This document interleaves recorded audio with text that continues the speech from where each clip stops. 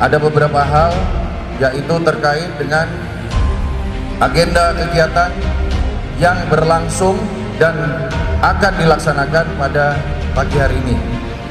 Yang pertama, saya umumkan pada seluruh peserta apel sekalian bahwa pagi hari ini Bapak Kapolda Gorontalo dan juga akan dihadiri oleh Bapak Wakapolda, yaitu dari lembaga sertifikasi penyidik, akan melaksanakan ujian sertifikasi kompetensi. Bagi siapa? Bagi para penyidik dan penyidik pembantu yang ada di jajaran Polda Gorontalo. Kita ketahui bahwa pelaksanaan kegiatan yang diselenggarakan oleh lembaga profesi untuk sertifikasi tersebut